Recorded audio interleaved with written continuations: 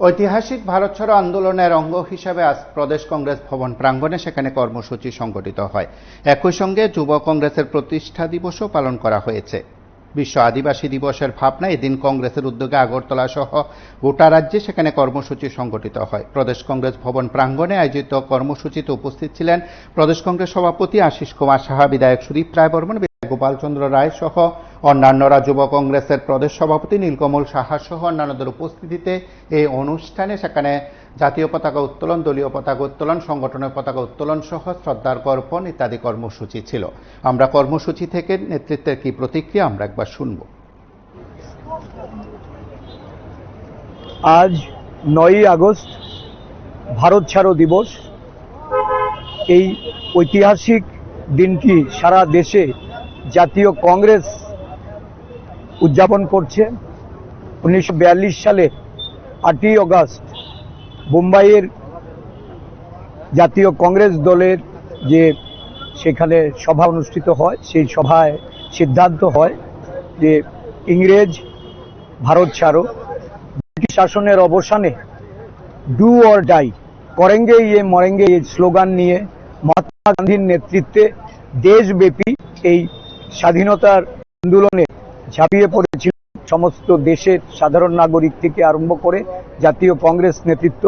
আমরা এই পুণ্য দিনে মহাত্মা গান্ধীজি, জওহরলাল নেহরুজি, আমাদের আবুল কালাম আজাদজি, আমাদের আহমেদ সর্দার বল্লভভাই প্যাটেলজি, তাদেরকে আমরা স্মরণ করি, তাদের প্রতি শ্রদ্ধাঞ্জলি অর্পণ করে বর্তমান ভারতবর্ষের যে প্রেক্ষাপট, ব্রিটিশের বিরুদ্ধে যে লড়াই সেদিন ব্রিটিশ ভারত ছাড়ো এই আন্দোলনের মধ্য দিয়ে সংগঠিত হয়েছিল।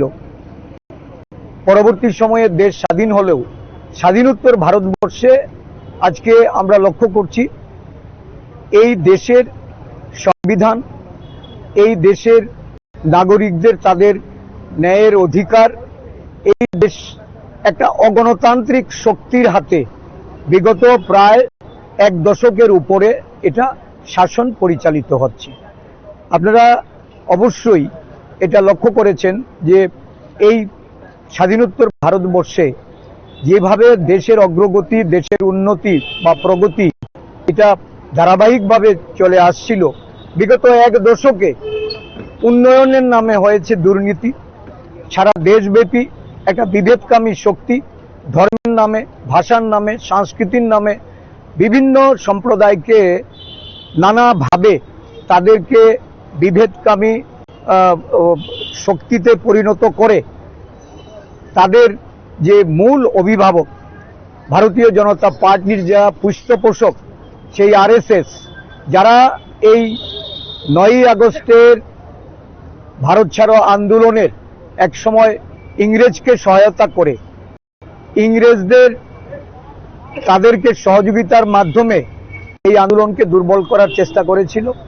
বর্তমান ভারতবর্ষে ওই আরএসএস এর বংশধররা আজকে তারা দায়িত্ব নিয়ে সারা দেশব্যাপী আমরা দেখছি যে মানুষের ভোট চুরি করে, মানুষের গণতান্ত্রিক অধিকারের উপর হস্তক্ষেপ করে ক্ষমতায় টিকে থাকার লক্ষ্যে ভারতবর্ষের নির্বাচন কমিশন থেকে শুরু করে স্বাধীন সত্তা বিশিষ্ট বিভিন্ন গণতান্ত্রিক প্রতিষ্ঠানগুলিকে তারা কুক্ষিগত করে দেশের আভ্যন্তরীণ যে মানুষের নাগরিকদের যে মৌলিক অধিকার, সেই অধিকারকে খর্ব করে চলেছে।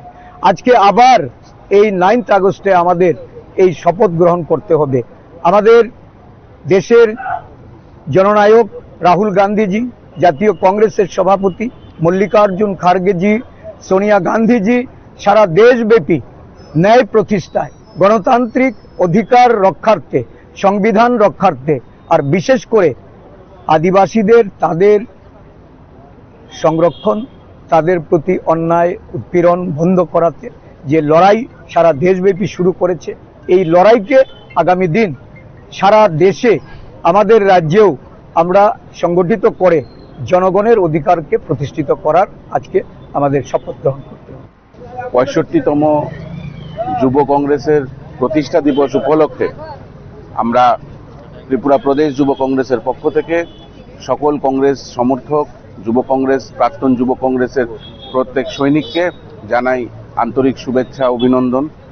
এবং আমরা আজকে শপথ পাঠ গ্রহণ করেছি ত্রিপুরা প্রদেশ যুব কংগ্রেসের পক্ষ থেকে, এবং এই রাজ্যে যাতে যুব কংগ্রেসের যে আদর্শ, যে নেশা থেকে দূরে থাকতে হবে, এবং আমাদের যেই পরিকাঠামো আমরা সবসময় বলি যে যারা মহিলা, যাদেরকে শক্তিশালী করে তোলার জন্য যুব কংগ্রেস মহিলা, যুবক এবং যেখানেই অবিচার হবে সেখানে বিচারের জন্য ত্রিপুরা প্রদেশ যুব কংগ্রেস বদ্ধপরিকর। এবং আমি রাজ্যের প্রত্যেকটি যুবককে বলবো যে নেশাকে বর্জন করুন এবং নেশার বিরুদ্ধে আন্দোলন গড়ে তুলুন। এই রাজ্যকে নেশার কবল থেকে আমাদের সকলকে মিলে বাঁচিয়ে রাখতে হবে, কারণ প্রশাসন যতই কথা বলুক, এই সরকার যতই কথা বলুক, তারা নেশাকে এই রাজ্য থেকে বরখাস্ত করার জন্য ব্যর্থ, এবং তার প্রমাণ আমরা আগেও পেয়েছি এবং আগামী দিনেও যুব কংগ্রেস এই নেশার বিরুদ্ধে লড়াইতে ছিল। আপনারা শুনলেন সেখানে কর্মসূচি নিরিখে নেতৃত্বের বক্তব্য, তার পাশাপাশি আগরতলা সহ গোটা রাজ্যে সেখানে কর্মসূচি সংগঠিত করা হচ্ছে। আপনারা দেখতে থাকুন PB24।